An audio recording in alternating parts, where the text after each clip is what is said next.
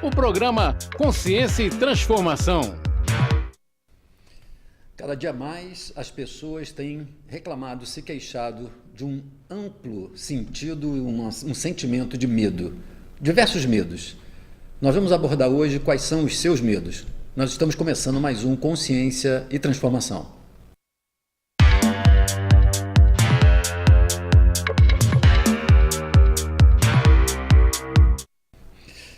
Olá a todos que nos assistem mais uma vez no nosso programa Consciência e Transformação. Você que já está acostumado conosco e aqueles que estão clicando aqui, nos assistindo hoje pela primeira vez, já sabem que toda sexta-feira nós estamos com o nosso programa Consciência e Transformação de 12h a 13h. Um programa ao vivo, onde nós pretendemos fazer essa troca, onde eu procuro responder as perguntas de todos que estão participando no chat, e aí então pode, nesse chat, enviar a sua dúvida, a sua questão, a sua participação, para que a gente possa comentar.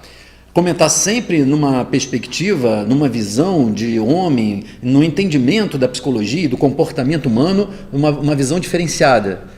Ou seja, nós estamos sempre abordando e procurando entender essas questões do comportamento, do sofrimento humano, das psicopatologias, a partir de uma perspectiva, de uma visão de um homem que considera a dimensão espiritual, que considera a hipótese de trabalho da reencarnação, a questão das influências espirituais, a questão do propósito de vida espiritual, sempre considerando essa dimensão espiritual. E isso é baseado nessa experiência que a gente vem amelhando ao longo de 30 anos de trabalho clínico, atendendo pessoas não só no campo da terapia, mas também em programas de desenvolvimento pessoal, desenvolvimento de valores, de mudança de comportamentos, enfim. Sempre com essa perspectiva da dimensão espiritual do ser humano, sempre na perspectiva da necessidade da transformação da consciência. E esse é o principal objetivo desse programa. Levar e possibilitar, a partir desse nosso contato, a uma ampliação da consciência sobre nós mesmos, sobre os nossos comportamentos, as nossas reações, as nossas dificuldades, para que a partir então dessa consciência nós possamos empreender um processo de transformação do nosso dia a dia, no nosso estado emocional, no nosso estado mental, superando e ajudando às vezes pessoas que convivem conosco a também a superar as suas dificuldades. Então, como um programa ao vivo, você pode então enviar agora a sua pergunta, a sua questão, que nós vamos responder. Você vai no chat aí do lado do YouTube, você manda a sua pergunta, que a gente vai então aqui selecionando, vai então buscando aqui as perguntas para poder responder a todos vocês. E é claro que hoje o tema é um tema muito amplo e muito vasto, provavelmente muitos medos diferentes, mas de suma importância abordar essa questão do medo ou dos medos. Isso por quê? Porque na maioria das vezes nós temos visto as pessoas ficarem cada vez mais meio que aprisionadas por algum tipo de medo. E é claro que nós temos alguns medos que são medos, vamos dizer, racionais, medos razoáveis, porque tem a ver com o contexto ou uma situação determinada que nós vivemos. Mas algumas vezes as pessoas acabam ficando reféns de um tipo especial de medo, de uma forma de insegurança que acaba sendo desproporcional, exagerada para as situações reais que nós vivemos.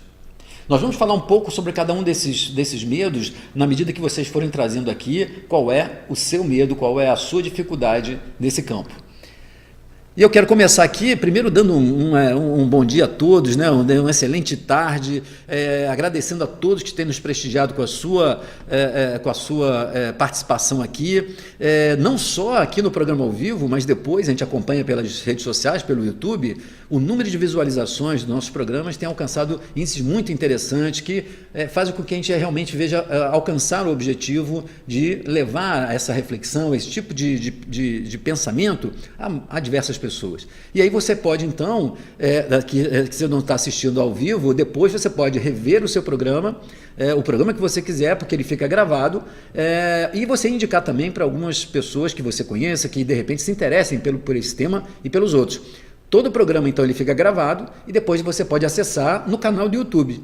No canal do YouTube Milton Menezes, você tem todos os programas lá gravados, como também no canal da TV Nova Luz, que guarda, então, todos também a programação para que você possa acessar e rever quantas vezes você quiser no seu dia a dia. E pode então também curtir, né, o vídeo se você gostar, mandar algum comentário que a gente responde todos eles, como também se inscrever nesses canais para você poder receber as notificações sempre das atualizações que a gente acaba colocando em termos de vídeo. Então, primeiro, uma boa tarde a todos que estão aqui conosco, Evelane, Márcia, Liliane Santos, Warne, né, o Givane Gil, enfim, todos que estão aqui conosco. Primeiro, nosso boa tarde, todos aqueles que eu ainda não falei. Eu quero começar comentando a primeira colocação da Evelane. Meus medos, coloca a Evelane para a gente. Meus medos, na prática da violência. Medo sem lógica do mar. Medo da alma de prejudicar alguém ou não cumprir o meu compromisso com a divindade. Evelane, eu poderia pegar aqui as suas 3 perguntas e nós poderíamos fazer um programa inteiro só com essas 3 perguntas, né? Porque, de fato, você me dá a possibilidade de começar esclarecendo sobre essas questões. Você colocou didaticamente muito bem. Os medos na prática da violência, ou seja, é claro que o medo, sendo uma reação, uma emoção natural, ela serve como uma forma de reação a uma determinada situação da nossa vida. Então, nós temos as emoções básicas, né? Ou seja, as emoções básicas são a forma como nós reagimos a situações externas que nós enfrentamos. Então, daí, nós podemos ter as emoções básicas da tristeza, do medo, da raiva, da alegria. Algumas pessoas, alguns teóricos colocam o nojo como sendo uma emoção, uma reação natural a uma aversão de alguma coisa que acontece no nosso meio ambiente, em torno de nós.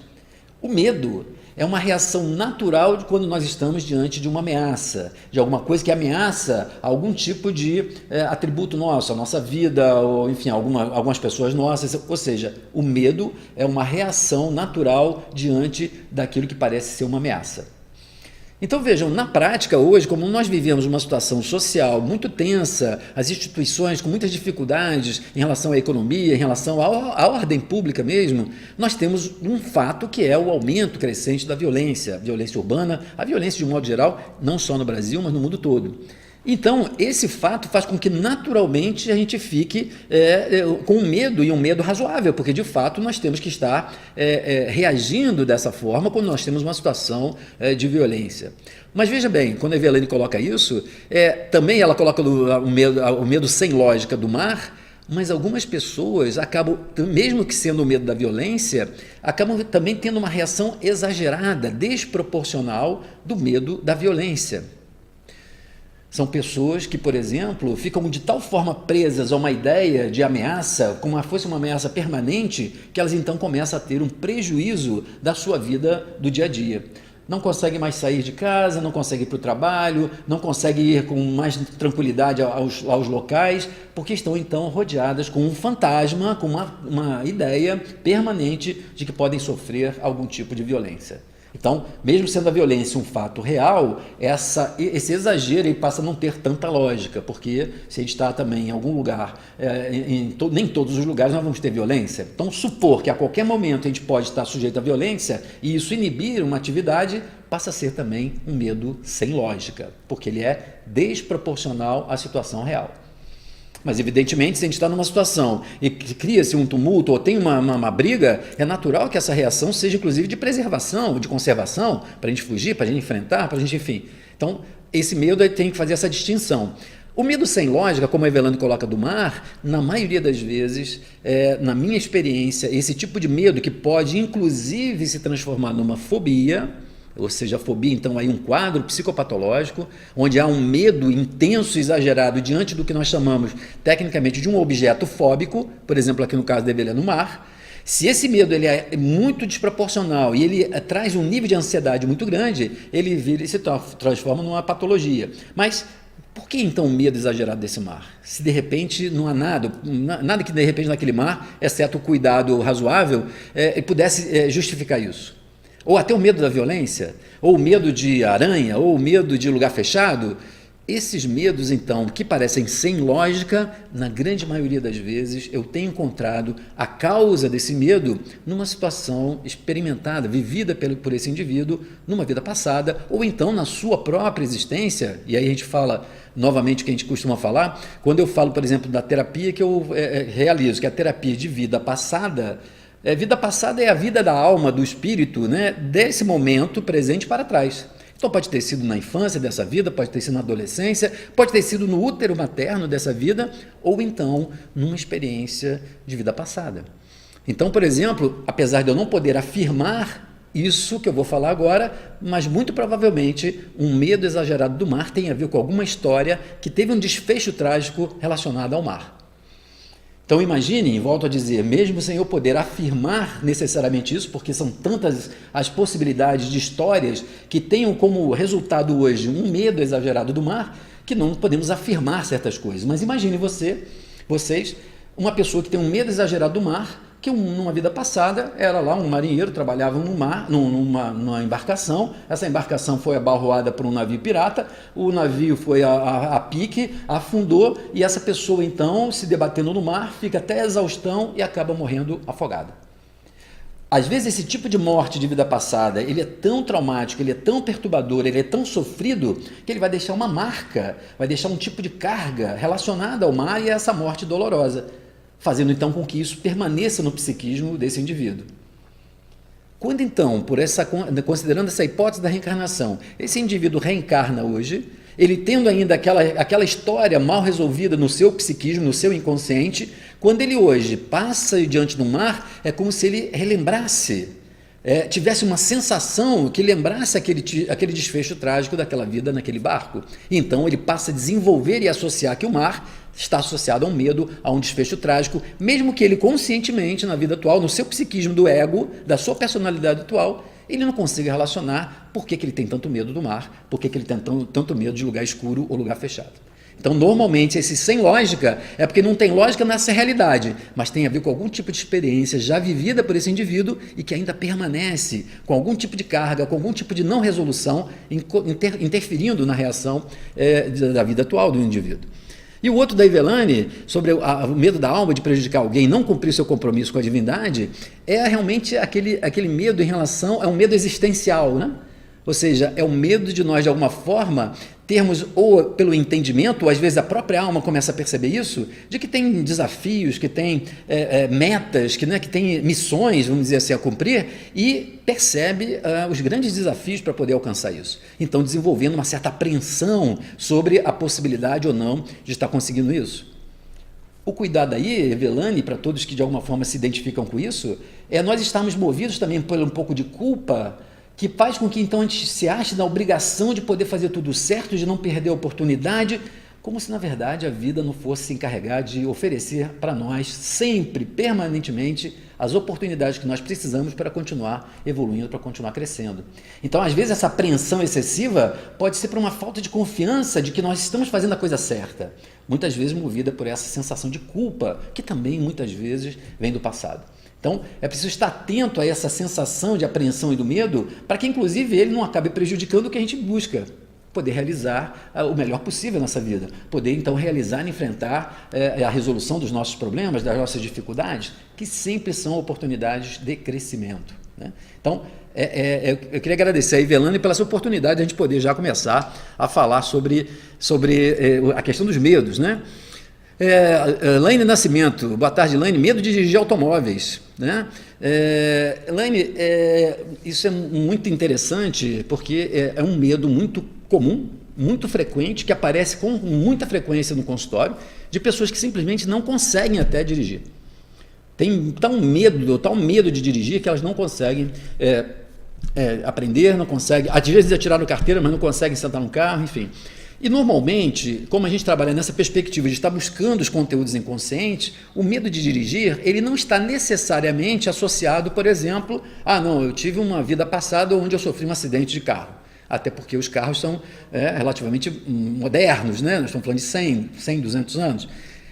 Nem também, por exemplo, num acidente que ocorreu com uma carroça lá no passado, que capotou, podemos ter esse tipo de medo de dirigir associado a isso, mas interessante, na minha experiência profissional, na grande maioria dos casos em que a pessoa desenvolve um medo significativo de dirigir automóveis, de andar de avião, não são por conta de estar no avião, ou no carro. É pela sensação da perda de controle que aquela situação pode trazer. E não tendo controle, poder então provocar um acidente, ser responsável pelo sofrimento do outro, do seu próprio sofrimento, ao ponto de algumas pessoas se sentirem, por exemplo, elas conseguem até dirigir se elas estiverem no volante. Se elas estiverem no carona, elas não conseguem andar de carro. Basicamente por conta dessa sensação de poder ter ou não o controle sobre o carro, sobre o medo de não tendo o controle sobre os outros motoristas, por exemplo, ser responsável acabar estando envolvido num acidente com consequência de uma morte, de ferimentos. Então, esse tipo de medo, de apreensão inconsciente é tão grande em relação à perda do controle que então a gente não consegue estar na situação de simplesmente dirigir um carro. Simplesmente para quem não tem medo, porque para quem tem medo, isso se transforma às vezes num grande obstáculo. Também, nesses casos, a gente sempre precisa estar buscando essa lógica, e mesmo que a gente não vá fazer uma terapia nesse sentido, mas poder perceber se o controle, nesse sentido, ajuda a gente poder perceber o que a gente pode então controlar e o que a gente não pode controlar. Quais são os benefícios que a gente tem de dirigir e quais são os cuidados que a gente tem que tomar ao dirigir. Mas o medo de dirigir ele é muito comum e muito frequente relacionado a essa questão do controle. Liliane Santos, boa tarde. Márcia Gonçalves, de Santo André, a Liliane de Tramandaí, a Márcia de Santo André, o Arne, boa tarde. Giovanni Gil, boa tarde. Liliane Santos, medo da violência e também medo de não conseguir realizar algumas mudanças pessoais das quais ainda tem dificuldades de lidar. Liliane, essa é aquilo que eu estava comentando da Evelane, e que é interessante isso, né? Isso é muito comum, principalmente nas pessoas que já começaram a desenvolver ou a ter acesso a algum tipo de reflexão sobre o sentido da vida. As pessoas que de alguma forma se envolvem numa perspectiva religiosa, de evolução do ser, de se desenvolver, às vezes não só no campo da religião, mas como se desenvolver como um bom cidadão, ou, por exemplo, aqueles que de alguma forma estão envolvidos na doutrina espírita, essa exortação à reforma íntima, a gente poder sair da encarnação da melhor forma possível, cria uma pressão natural sobre nós, sobre essa dúvida se nós estaríamos fazendo a coisa certa ou não. E isso, de uma certa forma, esse medo, quando ele gera vamos dizer assim, um comportamento e uma atitude proativa nessa direção, ele é válido, porque está nos estimulando a buscar o aperfeiçoamento, a poder observar naquilo que a gente já pode melhorar, né, naquilo que a gente já consegue, então, fazer um esforço para modificar de um comportamento, de uma reação. O risco aí é a gente, ao perceber que nós temos ainda algumas dificuldades, como você fala, de poder promover alguma mudança que a gente já entendeu como sendo necessária, mas que a gente tem algum tipo de dificuldade, nós comecemos a ficar num looping de cobrança, de autoexigência ou então de desânimo. Algumas pessoas passam então a se cobrar de tal forma sobre esse processo de mudança permanente, de então aperfeiçoar sempre, que não consideram as dificuldades naturais que nós temos de conseguir já tudo que a gente já imaginou. Eu costumo dizer que da boca para cima, a gente é capaz de entender tudo. Enfim, nós temos capacidade de entender muitas coisas. Mas não é porque a gente entendeu que nós somos capazes de, da boca para baixo, ou seja, sentir aquilo que a gente já entendeu. Nos comportar, reagir da forma como nós já julgamos sendo ideal. Por quê?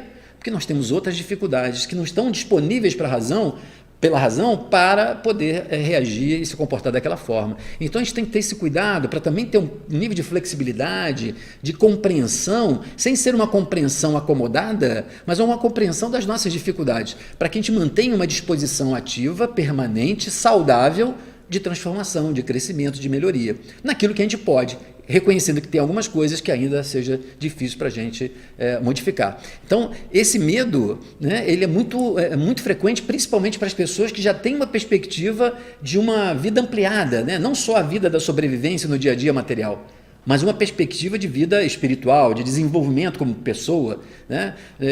De desenvolvimento para uma sociedade melhor. Então, essa preocupação ela pode ser motivadora de um processo permanente, de uma atenção nesse processo de desenvolvimento e crescimento espiritual, por que não dizer. Mas obrigado, Liliane, pela sua participação. Vânia Aragão, boa tarde, Vânia, prazer tê-la aqui também, né? Muito feliz aqui de mais um momento juntos aqui. Dilziana Rodrigues, tenho medo de perder as pessoas que eu amo. Dilziana, obrigado pela sua participação. o pessoal da Rede Amigo Espírita, né, que está nos assistindo, né, também aí estendendo essa grande família do Consciência e Transformação. Um grande abraço a todos vocês. O pessoal do Facebook, né, que está nos assistindo, eu sempre lembrando aqui do pessoal do Facebook, que hoje faz com que realmente muitas pessoas, no conforto do seu smartphone, possam estar conosco aqui e possam estar participando dessa troca. Dilziana, o medo de perder as pessoas, ele inclusive foi abordado num programa anterior, né? Ou seja, quando um dos medos que a gente tem, que é muito significativo, é de perder as pessoas que a gente ama. E qual é o grande problema desse medo? Primeiro, porque a gente sabe que em algum momento é quase que inevitável, a gente pode passar pela situação de perder uma pessoa que a gente ama. O segundo problema desse medo é que quando a gente tem um medo de perder uma pessoa que a gente ama, tem um pressuposto que é como se a gente de fato tivesse essa pessoa, ou seja, nós tivéssemos a posse, né, um controle efetivo sobre estar ou não com essa pessoa. E aí então, o medo de perder a pessoa faz com que a gente sofra antecipadamente aquilo que a gente nem sabe se vai acontecer. Porque a gente não sabe, por exemplo, se a gente acabar, por exemplo, desencarnando primeiro, se a gente vai ter que fazer uma viagem longa e ficar distante da pessoa, né? Enfim. Então, a gente começa a antecipar e viver tão preso a esse momento que a gente não sabe quando e se vai acontecer, que a gente acaba trazendo um sofrimento, trazendo ele para agora, um sofrimento que só seria ainda no futuro, talvez. Então, esse processo dessa antecipação é que gera uma ansiedade relacionada a essa possível perda.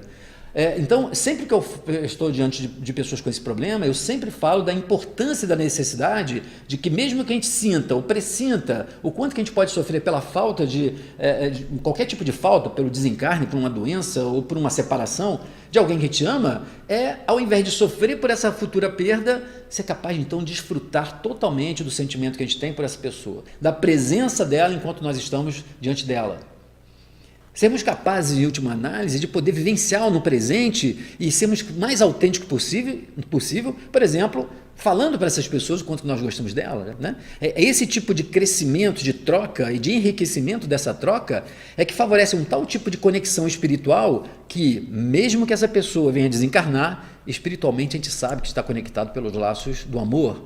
Então, em vez de ser uma saudade pela falta, vai ser uma lembrança muito alegre de quanto e como nós estivemos com essa pessoa diante de nós, enquanto ela esteve conosco nesse plano da existência. Porque aí também, quando a gente considera essa outra realidade, a gente sabe que, na verdade, ninguém morre, né? Nós vamos estar conectados, principalmente com os afetos, nós vamos estar conectados para sempre com essas pessoas que nós amamos. Ok, Dilziana? Obrigado pela sua participação. Miriam Cleide Melo, tenho medo de ficar sem trabalhar.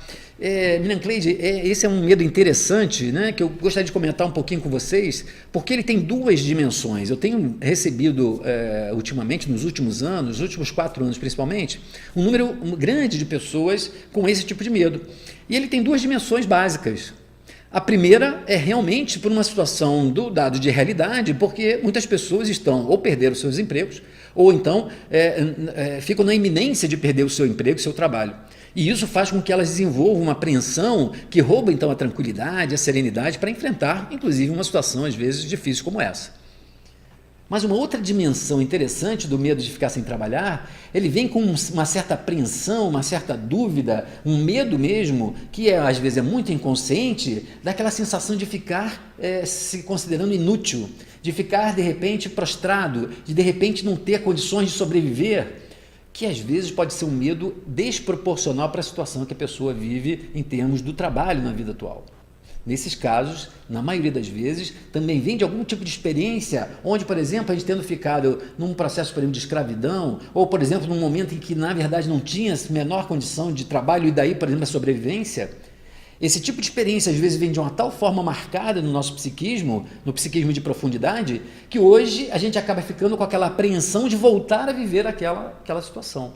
Então, esse tipo de medo ele deve ser observado, porque uma coisa é aquele medo razoável e que exige que a gente tenha um tipo de conduta, ou de manter o nosso trabalho, de se manter no melhor trabalho possível para a gente poder aumentar a nossa empregabilidade, de manter o nosso nível de atualização profissional para também aumentar a nossa empregabilidade, né? Mas diferenciando desse medo que acaba sendo exagerado, onde a gente, mesmo tendo alguma estabilidade, a gente fica então muito tempo movido por essa sombra, dessa ameaça de uma possível situação de não ter trabalho, né? Às vezes mais do que não ter emprego, de não ter trabalho. O que me chamou a atenção foi quando você fala de ficar sem trabalhar. Ficar sem trabalhar é ficar sem a sensação de estar sendo útil. Algumas vezes eu já tive situações, trabalhando com clientes com esse tipo de medo, de, por exemplo, de ficar sem trabalhar por conta, por exemplo, de uma invalidez. Então, no passado, a pessoa trabalhava, ajudava na família, dependia, às vezes, a família daquele trabalho, e ela sofre um acidente, fica inválida, paralítica, por exemplo, e não consegue mais trabalhar para dar o sustento para a sua família. E aí, então, aquela culpa, aquela tristeza de ver a família passando uma necessidade pela falta da sua força de trabalho, às vezes fica marcada e hoje vem como um medo de faltar o trabalho, como se a gente pudesse, de repente, repetir aquele tipo de situação. Vejo que quando a gente considera essa dimensão espiritual do psiquismo, nós temos uma gama muito maior de possibilidades, não só de explicação, mas de ajuda e tratamento às pessoas que sofrem desses medos que muitas vezes são exagerados. Eles são exagerados, mas eles são reais. Eles são desproporcionais em relação à realidade material, mas são coerentes com uma realidade psíquica de alguma coisa que nós trazemos do nosso passado. Mas obrigado, Miriam Cleide, pela sua participação. Giovanni Gil, eu às vezes acordo numa tristeza profunda, do nada. Hoje eu estou assim. Por que isso? Ô Giovanni, muitas vezes essas emoções, aí, não só o medo, mas já que você pergunta tristeza, não tem problema nenhum, a tristeza, o medo, ou até uma raiva, que ela aparece, que ela surge de uma forma meio que desconectada de alguma coisa que a gente esteja vivendo, ou seja, ela surge sem um motivo aparente, ela na maioria das vezes está associada a algum tipo de carga emocional, por exemplo, de tristeza, que está vindo do seu psiquismo de profundidade. E às vezes, é claro que aí não tem como a gente poder identificar assim, tão superficialmente, qual seria a possível causa, porque eu já me deparei com diversas, inúmeras causas para problemas e reações como essa. Mas o que eu posso afirmar a você é que se não existe nesse momento nada que esteja objetivando, que pudesse estar causando uma compreensível tristeza, na maioria das vezes, essa tristeza está sendo experimentada no seu corpo, está experimentada na dimensão do seu ego, na sua consciência atual, mas como um reflexo de uma carga de tristeza talvez até muito maior que venha do seu psiquismo de profundidade. E isso, às vezes, é por um acúmulo de frustrações, ou porque a gente vai chegando num momento da vida e a gente começa a entrar num tipo de questionamento existencial, de achar que de repente não está fazendo a coisa certa. Então a tristeza, ela pode estar vindo desse tipo de percepção muito sutil, e nós reagimos a essa constatação, mas também às vezes de experiências muito dolorosas do nosso passado. Vou dar um exemplo para vocês, só como exemplo, para mostrar como é que isso pode às vezes acontecer por um motivo muito diferente do que nós podemos imaginar. Eu tive uma cliente que, quando chegou na idade de 18 anos, ela começou a entrar num quadro de tristeza profunda, quase depressivo. E ficou assim durante 2 anos, até 20 e poucos anos, quando me procurou a mãe e os familiares, para que pudesse ver o que era possível fazer por ela, porque não tinha nada que pudesse justificar. Numa regressão de memória, essa moça de hoje se vê como uma moça também do passado, que muito nova, com 15 anos, se casa. E se casa com um homem que ela era apaixonada, e ele por ela. Uma relação muito bonita, ele mais velho. E ele, de repente, então, num dado momento, quando ela tem mais ou menos 17 para 18 anos, ou seja, já 2, 3 anos casado, ele sofre um acidente, numa circunstância, e ele acaba desencarnando. E ela fica tão frustrada, ela fica tão triste, tão deprimida, que ela então não tem mais vontade de viver, ela então vai definhando até que então se entregando totalmente na vida, tempos depois ela desencarna. Vejam que então, quando ela, nessa vida atual, ela vai chegando na idade de 18 anos, é como se ela trouxesse, pelo simples fato da idade, ela trouxesse uma experiência como assim, agora minha vida vai acabar. Ela traz aquela carga de tristeza associada à idade, aquele momento da idade dela que está associado a uma tristeza e uma perda profunda numa vida passada. Então vejam, situações como essa podem trazer emoções que a gente não entende, porque na nossa vida não faz sentido, mas que é o nosso psiquismo trazendo à tona alguma coisa que precisa ser resolvida para que a gente possa continuar a nossa vida, que a gente possa buscar as realizações da nossa existência. Ok? E aí, por isso que é difícil a gente poder dizer, porque podem ser tantas as causas, para cada um de nós pode ser uma experiência completamente diferente de um do outro. Por isso não tem como a gente afirmar coisas, ou seria quase irresponsabilidade afirmarmos, por exemplo, o que seria a causa exata. Mas a gente pode começar a observar, e quando eu falo assim, a gente começa então a pensar na possível causa da nossa tristeza, da nossa raiva. E isso nos ajuda, então, a começar a modificar, entendendo que muitas vezes é uma experiência que, de repente, que vem do nosso passado e que a gente pode, então, de alguma forma, superar. Se a gente não consegue superar sozinho, muitas vezes a gente precisa de uma ajuda profissional para que, de fato, a gente possa estar superando uma emoção tão forte como essa. Ok? Será algum tipo de medo? Giovanni completa aqui. Veja bem, Giovanni, pode ser algum tipo de medo. Às vezes é como se o medo, a tristeza, ela fosse uma consequência do medo. O que eu quero dizer? Algumas vezes a pessoa tem algum tipo de medo e ela se sente tão apavorada, tão ameaçada, que tem uma hora que ela fala assim, não tem jeito. Vai acontecer uma tragédia. E aí, então, ao invés dela desenvolver aquele tipo de reação que é uma tendência a enfrentar ou a fugir, ela meio que desiste. Então, aquela sensação de vazio pode ser uma consequência de um medo tão intenso que tem uma hora que ele faz com que haja um desmoronamento. É possível que tenha por trás um medo, mas a gente não tem como afirmar, porque para cada um, volto a dizer, para cada um de nós, esse medo pode ter uma origem completamente diferente. Mas sempre nesse mecanismo de da forma como o nosso psiquismo funciona. Ok? Vânia conosco, Vânia Aragão. Milton, por ter passado por um assalto onde levei 2 facadas, se não fosse socorrida, poderia ter desencarnado. Não ando mais sozinha. A única solução de pânico de rua seria enfrentá-lo sempre? Uma boa pergunta, né, Vânia?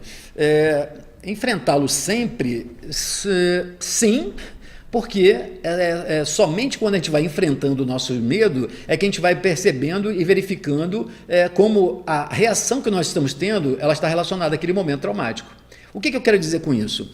Então, por exemplo, se você foi assaltado, vamos dizer que você estava passando, eu não sei a circunstância, mas vamos, por hipótese, dizer que você estava passando um lugar que você costuma passar para ir para casa. Você está saindo do seu trabalho, pega um caminho e você está indo para casa. Você passa por aquele lugar milhares de vezes. Um dia você vê, tem 2 assaltantes, eles assaltam você, ou no ônibus, enfim, não importa o lugar, mas um lugar que você conhece, que você passa várias vezes. Você passa naquele dia e eles assaltam. Você reage, ou eles se assustam, ou eles te ameaçam, quase que provocam um ferimento fatal. Ok, claro que aí então tem toda uma repercussão, a dor, a confusão ser levada para o hospital, ok. Depois, quando você vai passar por aquele lugar, naturalmente você começa a ficar com medo porque você associa aquele lugar ao assalto. Ou então um lugar mais vazio, mais deserto, ao assalto. A um lugar do ônibus, ao assalto. Porque o assalto passa a ficar como uma carga muito grande. Agora veja, você passou provavelmente por situações como aquela em que foi assaltado milhares de vezes e nunca aconteceu nada. Mas a partir do momento que acontece, toda vez que a gente passa, a gente associa ao assalto. Então é claro que quando essa carga ela vai pelo enfrentamento, a gente vai começando a ver assim, mas é um lugar só porque está vazio, é um lugar só porque eu estou no ônibus. Então a gente começa por esse enfrentamento e reduzindo a carga daquele medo. Isso é um processo natural de dessensibilização, que a gente chama, desse medo. O grande problema, Vânia, é quando, de alguma forma, a gente passa então a ficar com uma tal carga daquele medo do assalto, de passar por aquilo novamente, por ter passado quase pelo limiar da morte, que a gente então, mesmo enfrentando, ao invés de a gente reduzir, a gente revive permanentemente o mesmo medo, um nível de sofrimento muito alto. Isso então, Vânia, quer dizer que não adianta estar enfrentando sem uma forma eficaz, onde esse enfrentamento ele pode ir reduzindo esse medo. Tem uma técnica dentro da terapia cognitivo-comportamental que a gente chama de dessensibilização sistemática. Dessensibilização sistemática. Nós vamos dessensibilizando, eu não sou da cognitivo-comportamental, mas a gente conhece vários recursos de outras abordagens. E essa dessensibilização é justamente o enfrentamento gradual do problema que você tem medo para você ir dissolvendo aquela lógica do medo. Ok, isso muitas vezes funciona. Só que às vezes o enfrentamento e o medo daquele assalto disparou uma tal carga, às vezes numa situação do passado, uma carga de sofrimento maior, que mesmo a gente passando, ao invés de a gente reduzir, a gente aumenta a sensação do medo. Então tem que observar, né? Então muitas vezes a gente tendo uma situação como essa, a gente passando pelas situações, a gente começa então a fazer essa reprogramação, né? A gente chama, tecnicamente, tem algumas pessoas que chamam isso de reconstrução cognitiva.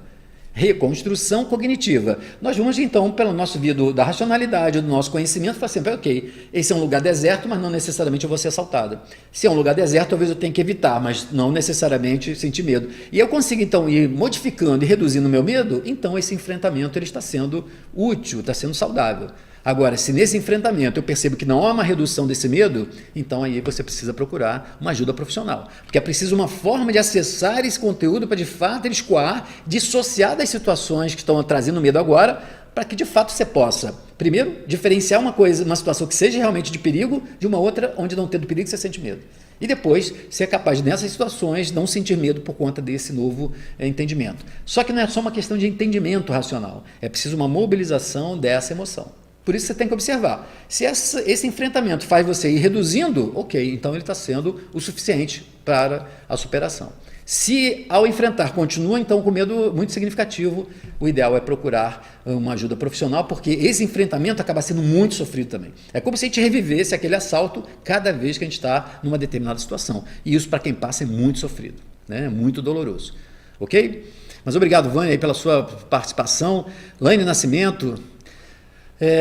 Márcia Gonçalves, meu maior medo na vida é de errar na criação do meu filho. Márcia, né? Quando nós temos a responsabilidade de educar, de conduzir, ou a sobrevivência, né, daqueles que estão sob nossa responsabilidade, esse é um medo muito permanente, muito frequente e, de alguma forma, ele é até compreensível, né? Nós temos, então, dificuldades sobre se vamos ter a habilidade necessária para poder auxiliar a formação desse filho, se vamos ter os recursos, por exemplo, para a sobrevivência desse filho, para a educação, para contornar os desafios do convívio com pessoas que nós não conhecemos. Então, essa sensação, né, de errar na criação do filho, ela, de uma certa forma, se é num nível mais suave, ela é até, vamos dizer assim, estimulante, ela contribui no sentido da nossa atenção sobre qual a melhor conduta em termos da educação e da criação desse filho.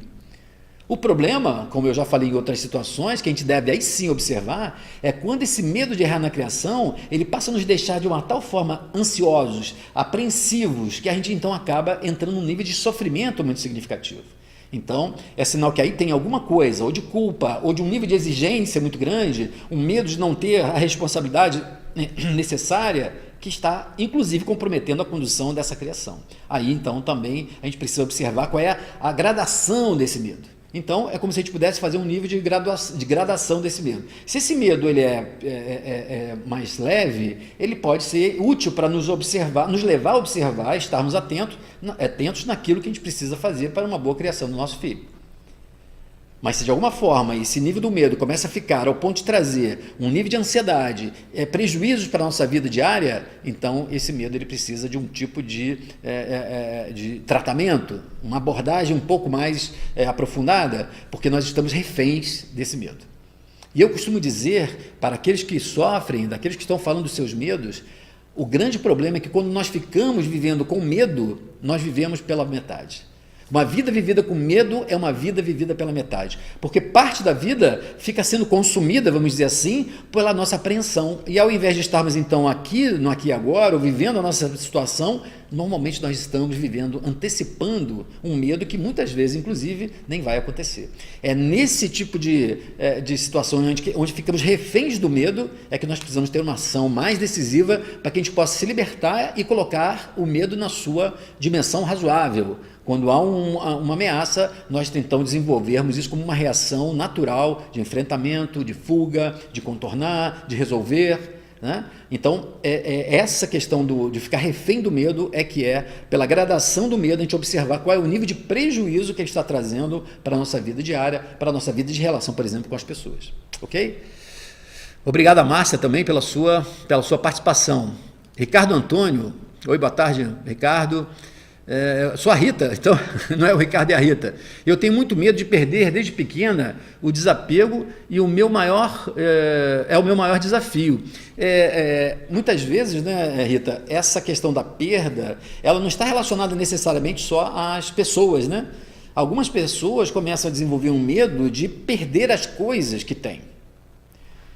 Vejam como é que é, quando a gente tem então essa visão, como eu considero a questão da dimensão espiritual, de como o psiquismo funciona e considerando a vida passada, muitas vezes esse desapego, a gente trata esse desapego como sendo uma coisa às vezes negativa, que tem que então, o apego uma coisa negativa, o desapego como sendo uma coisa necessária. Mas vejam, às vezes, por mais que a gente entenda isso racionalmente, a sensação de, por exemplo, perder as coisas e ficar, por exemplo, à míngua, ficar na miséria, perder a própria vida por conta de não ter as coisas, ela pode vir com a tal marca associada a essa perda que a gente tem hoje, então, uma reação de ficar mantendo a qualquer preço essas coisas na nossa posse. Isso não é necessariamente um egoísmo gratuito, é às vezes uma reação de medo por conta de algum tipo de trauma que nós vivemos no passado. Imagine então uma situação onde no passado a vila onde a gente morava foi invadida pelo exército inimigo, eles saquearam e levaram tudo e nós ficamos sem nada, sem condição de sequer trabalhar, de dar sustento ao filho, e a gente então assiste toda aquela dificuldade por conta da perda das coisas. Então, é natural que hoje a gente pode desenvolver um excessivo apego para garantir, como se a gente estivesse tentando garantir, evitar aquele medo. Então vejam, nem sempre o desapego é tão simples assim, porque ele pode, nem sempre, mas ele pode estar associado a esse tipo de temor. Um temor do que pode causar se nós perdemos aquela coisa, aquela situação, aquele status, por exemplo. Né? Um status onde a gente de repente tem, quando a gente perde, está associado, por exemplo, a um desfecho mais trágico, a uma, enfim...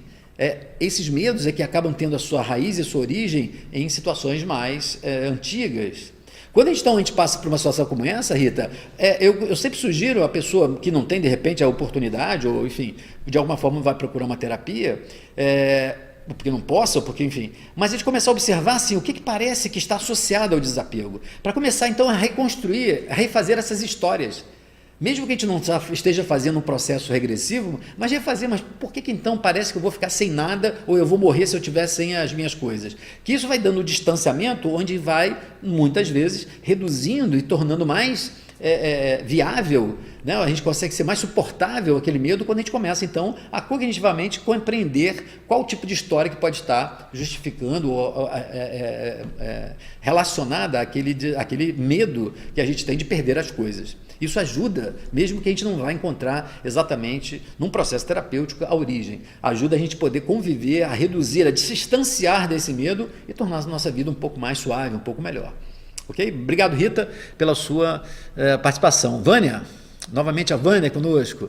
Milton, é certo enfrentar o medo, mas se manter atento como o enfrentamos? Exato, né, Vânia? É isso que eu estava falando na sua pergunta.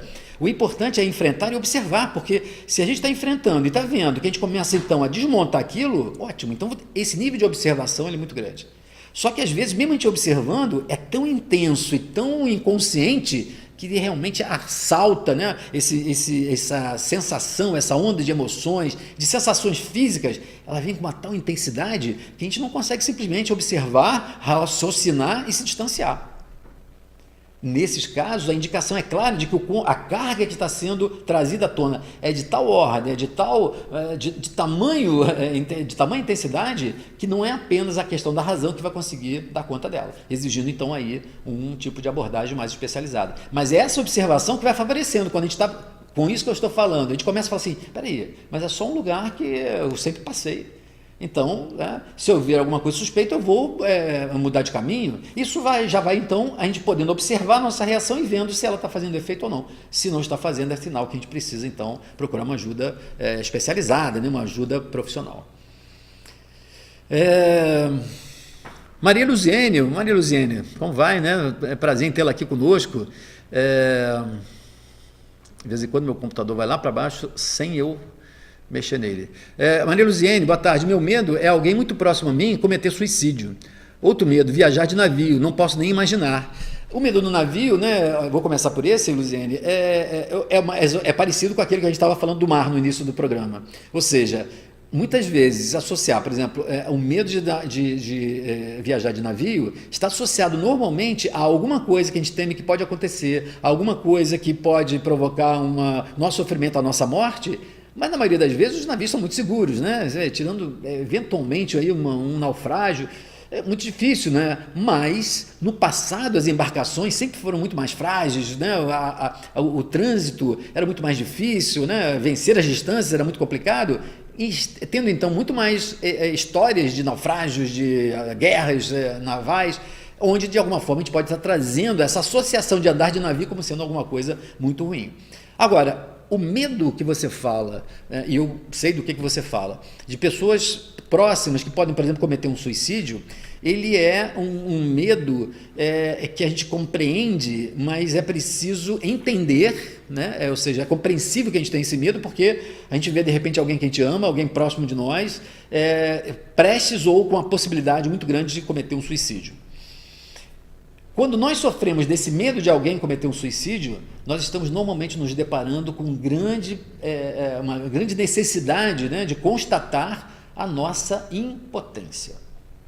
Porque numa situação dessa, Luziane, o que nós estamos experimentando e o nosso medo é porque de fato nós não temos controle sobre o comportamento dessa outra pessoa.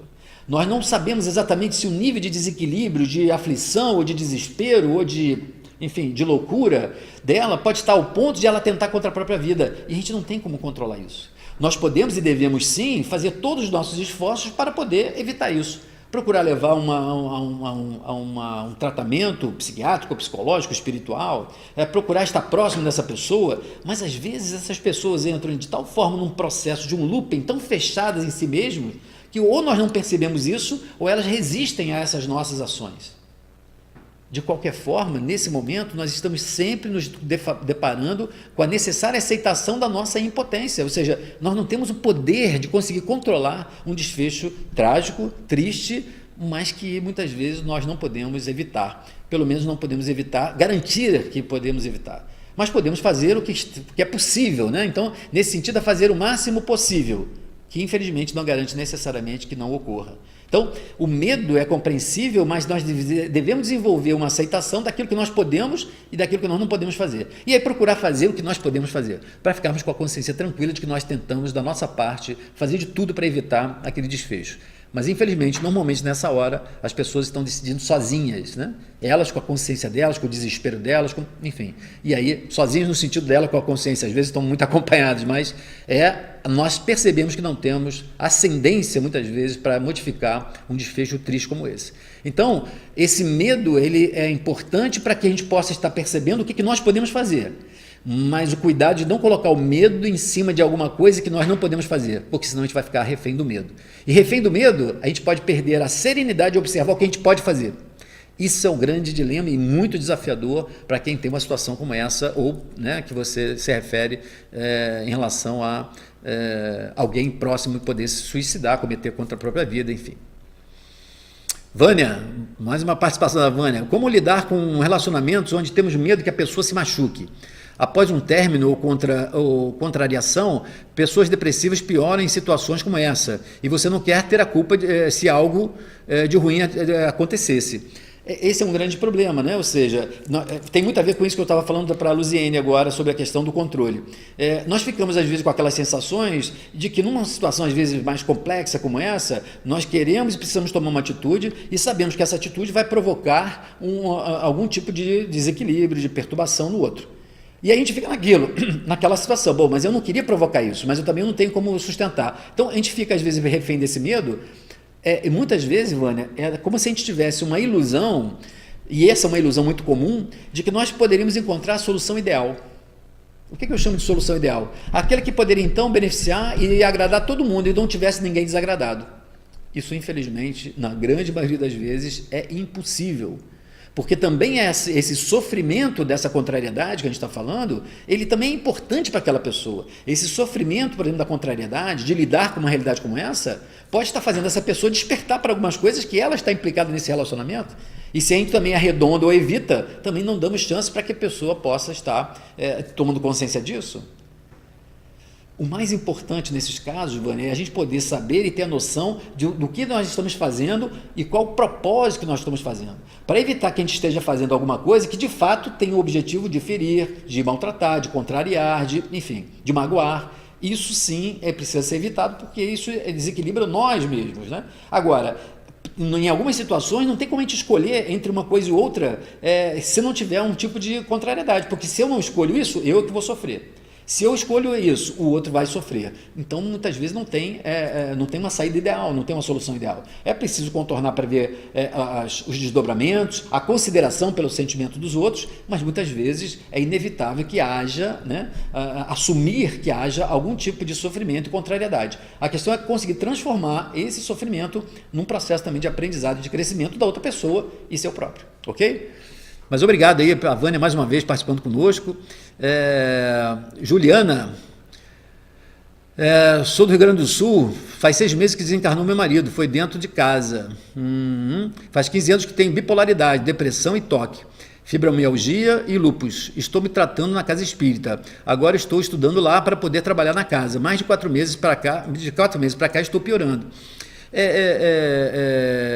Juliana, eu te diria o seguinte, quadros como esse, né, onde de repente você, depois de uma situação mais específica, ou então como você vem falando de muito tempo, onde há um tipo de transtorno maior, né, onde a gente vive com dificuldades maiores em relação ao equilíbrio emocional, ao equilíbrio psíquico, vamos dizer assim, é natural que a gente então passe por momentos onde as circunstâncias da vida, como por exemplo a perda de uma pessoa próxima, ela desorganize um pouco aquelas conquistas que a gente vem amealhando ao longo do tempo. Então uma perda como essa tende a desorganizar e a gente precisa insistir e persistir na reorganização para continuar esse processo de tratamento, de superação, que às vezes é lento mesmo. Às vezes a gente se dá conta e numa vida a gente traz várias necessidades para reorganizar, vários dilemas para enfrentar, mas ficamos muito suscetíveis a qualquer alteração externa, desorganizar e a gente tem que então ter a capacidade, a gente chama isso de resiliência, né? A capacidade mesmo no furacão a gente voltar para o equilíbrio. A gente é mobilizado e balança, mas a gente volta sistematicamente para o equilíbrio. Isso é uma experiência de resiliência, né? De experimentarmos a resiliência e a tenacidade da nossa alma. Então, é preciso perseverar, reconhecendo que uma perda como essa faz com que, naturalmente, uma possibilidade de uma desorganização para uma nova organização. É preciso persistir naquilo que você vem fazendo. Ok, Juliana? Elizabeth Santos, boa tarde, Vânia. Elizabeth, tenho medo da vida. Não consigo, estão me avisando aqui que nós temos ainda longos 5 minutos, né? Elizabeth Santos, tenho medo da vida, não consigo lidar com várias situações e por isso acabo me esquivando de vivenciar coisas que talvez pudessem me favorecer de alguma forma. É isso, né, Elizabeth? Você agora já começa a perceber, inclusive já começa a ter essa noção, né? Isso é importante, né? E para todos que nos assistem agora. Às vezes nós começamos a desenvolver uma tal sensação de medo, e às vezes um medo muito generalizado, difuso que nós chamamos, que a gente começa a tentar esquivar as situações. Só que aí a gente acaba então, por conta de um possível medo ou de uma possível consequência, a gente se esquiva de tal forma que a vida começa a ficar um pouco vazia. A gente começa a perceber também, por outro lado, que deixa de viver certas coisas. Então é um momento em que a alma está num impasse.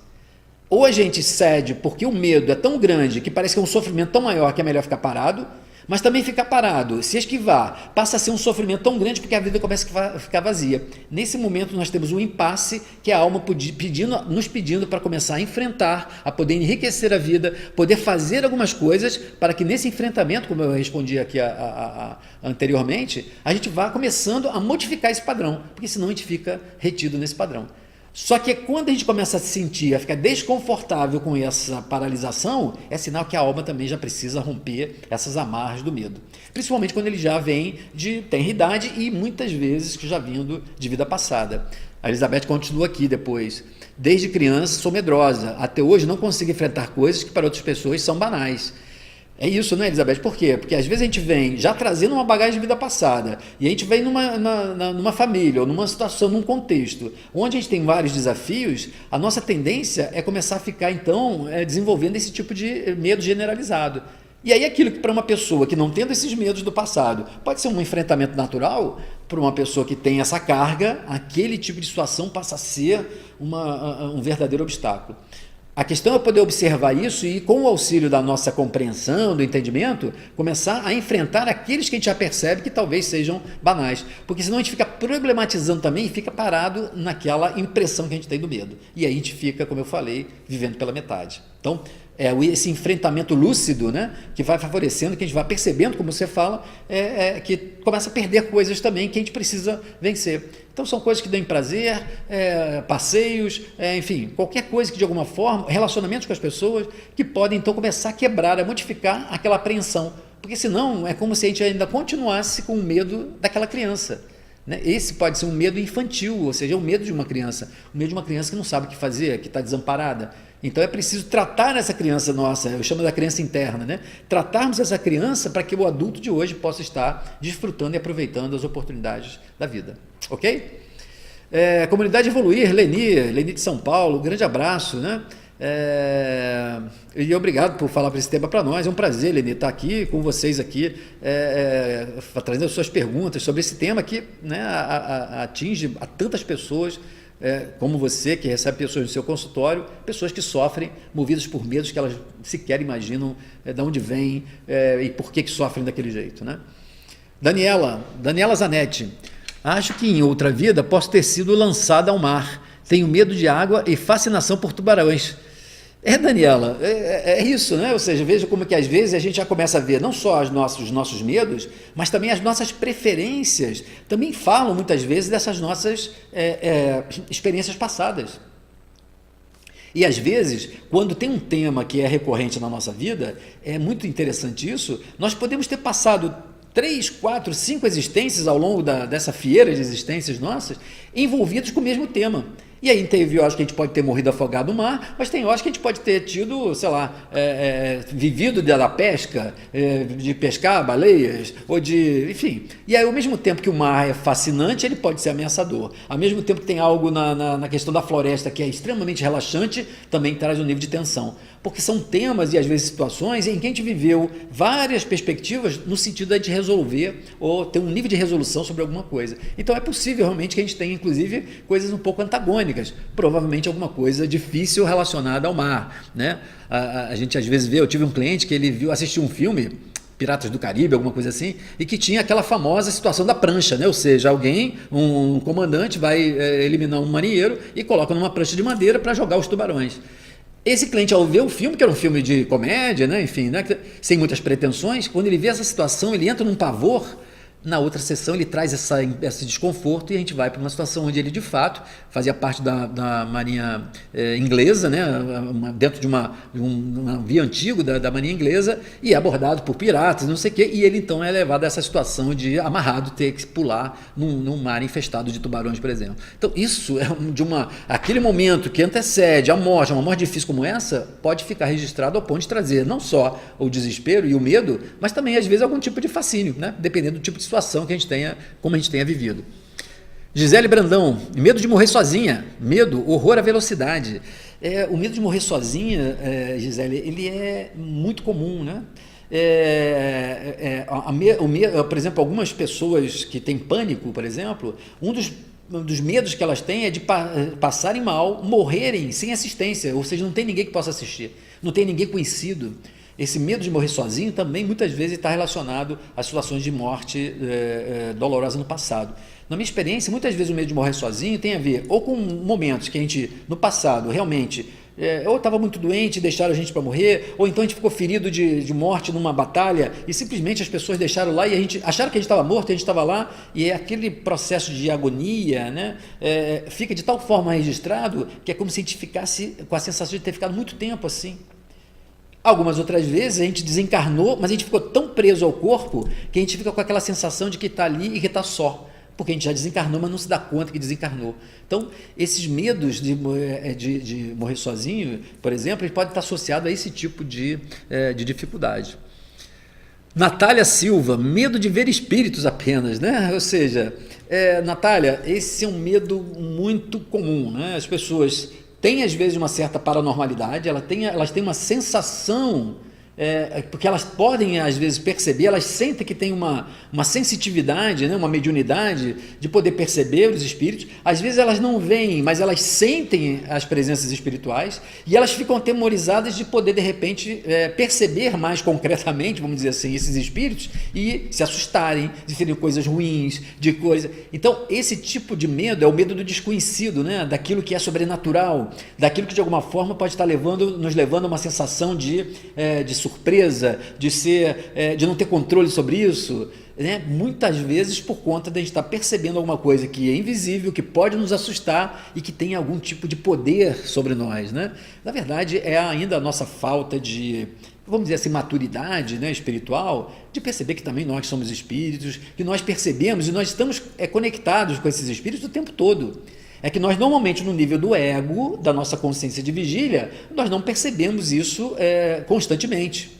E ainda bem, porque se eu começo também a perceber não só a realidade objetiva material, mas também o plano extrafísico, o plano espiritual, isso para muitos de nós seria muito perturbador, seria quase que enlouquecedor. Então, isso garante e preserva o equilíbrio da nossa razão, né? Então, o medo de ver os espíritos, né, nem sempre porque são assustadores, mas muitas vezes porque são benéficos para nós. Nós temos aqui, eu peço desculpas a quem eu não consegui responder, nós estamos agora no final do nosso programa. Eu queria então agradecer a todos que estão aqui conosco, não só aqueles que estão ao vivo, mas aqueles que vão nos assistir depois do programa gravado. Para o pessoal de Angra dos Reis, nós estamos indo hoje para Angra dos Reis, amanhã, sábado, dia 18 e 19, estaremos em Angra dos Reis com o pessoal de Angra, num final de semana de muitas atividades terapêuticas, constelação familiar, constelação sistêmica e terapia de vida passada. Então, em breve, nós estaremos lá. A todos vocês, meu desejo de uma ótima semana, muita paz e até o nosso próximo Consciência e Transformação.